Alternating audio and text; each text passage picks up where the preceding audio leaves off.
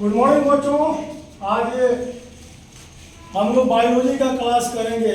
Biology में हम लोग पादप में होने वाली परिवहन के बारे में जानकारी प्राप्त करेंगे। परिवहन, ऐसे जंतुओं में भी परिवहन आपने पढ़ा है कि जंतु में भी परिवहन होते हैं और उसके लिए विशेष प्रकार के परिवहन अंग होते हैं। ठीक उसी प्रकार पादपों में भी आप परिवहन तंत्रों या संवहन ऊतकों के बारे में आप जानकारी प्राप्त करेंगे, तभी जाके आप पौधों में किस तरह से भोजन बनते हैं और पत्तियों से लेकर जड़ों तक कैसे पहुंचते हैं, और पौधों की जड़ों द्वारा अवशोषित किए गए जल तथा खनिज लवण पौधों के अन्य भागों यानी पत्तियों को कैसे पहुंचाए जाते हैं, ये आप विशेष तौर से इसमें जानकारी प्राप्त करेंगे। ठीक है ना। तो आप देख रहे हैं पौधों में परिवहन जो होता है, उच्च स्तरीय पौधों में पादपों का परिवहन मुख्यतः दो विधियों से कराया जाता है। पहली विधि जो होती है उसका नाम लिखा गया है स्थानांतरण विधि, और दूसरी विधि जो होती है उसका नाम लिखा गया है वाष्पोत्सर्जन विधि। अब ये दोनों समझेंगे कि इन विधियों द्वारा पौधों में पौधों में या पादपों में परिवहन कैसे होता है।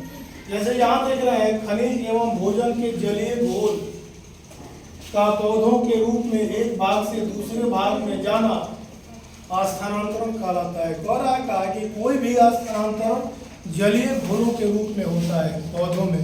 जैसे पौधों में जलीय घोल के रूप में पोषक पदार्थों का स्थानांतरण हो, या पौधों में जल का स्थानांतरण हो, या खनिज पदार्थों का स्थानांतरण हो, यह सब भोजन के रूप में हो, यह सब जलीय घोल के रूप में होता है।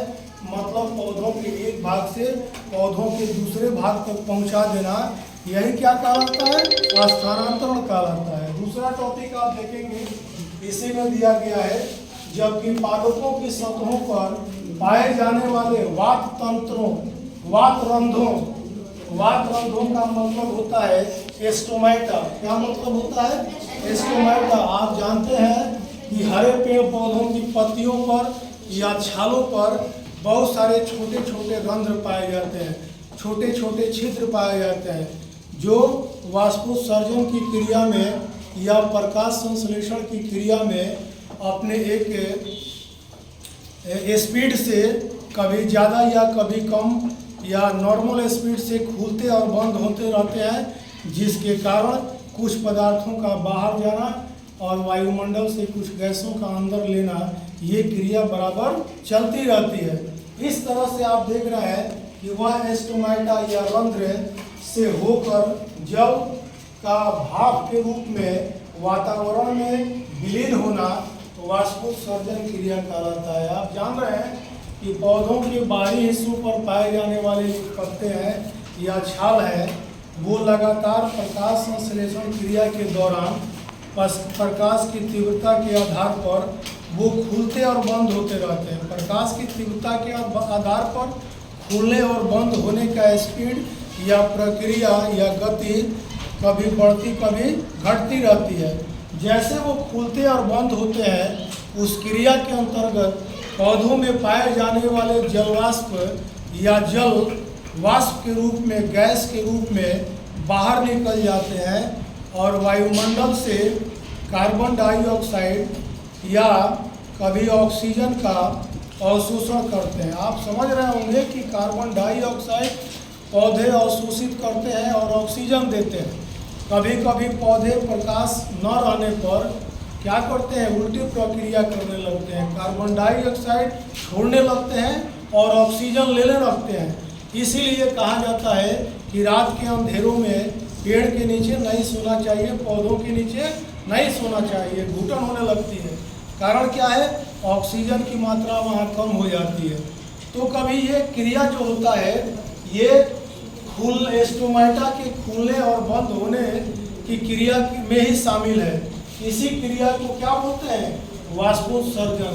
जल का वाष्प के रूप में पौधे से निकलकर वायुमंडल में जाना वाष्पोत्सर्जन क्रिया कहलाती है। आप देखेंगे थोड़ा सा बहुत मजेदार टॉपिक है।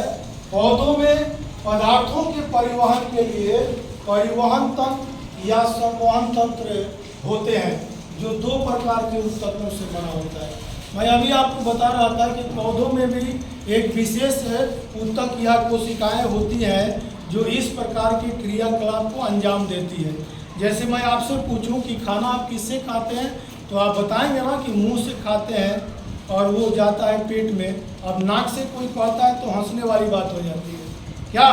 उसी प्रकार वाष्पोत्सर्जन की क्रिया या इस तरह के परिवहन की क्रिया एक खास तंत्र के द्वारा, जिसे परिवहन तंत्र या संवहन तंत्र कहा जाता है, उसी के द्वारा होता है, जो 2 प्रकार के ऊतकों से बना होता है। पहला फ्लोएम, दूसरा जाइलम। जाइलम ऊतक को कभी-कभी दारू भी कहा जाता है। अब ये देखेंगे नोट के रूप में, फ्लोएम जो होता है, फ्लोएम ऊतक पत्तियों द्वारा बनाए गए भोजन को अपनी चालनी नलिकाओं के द्वारा जड़ों, तनों तथा अन्य भागों तक पहुंचाते हैं। इन ऊतकों द्वारा कार्बोहाइड्रेट का परिवहन सुक्रोज के रूप में होता है। आप सीख लिए कि फ्लोएम जो होता है, प्रकाश संश्लेषण की क्रिया के दौरान पौधों की पत्तियों में बनने वाले भोजन को पौधों की जड़ों तक, तनों तक या अन्य भागों तक पहुंचाने में मदद करता है। उस ऊतक का क्या नाम है? फ्लोएम ऊतक, है ना। और उस भोजन में खास तौर से कार्बोहाइड्रेट का सुक्रोज के रूप में परिवहन होता है। तो बच्चों, ये आप बायोलॉजी का क्लास आप कर रहे थे। आज के लिए इतना ही सेवा काफ़ी है। फिर अगले सेवा के लिए, अगले नॉलेज के लिए, जानकारी के लिए मेरे चैनल पर बने रहें। बहुत बहुत धन्यवाद आपको, जो इतना शांतिपूर्वक मेरे चैनल द्वारा आपने इस नॉलेज को एक्सेप्ट किया।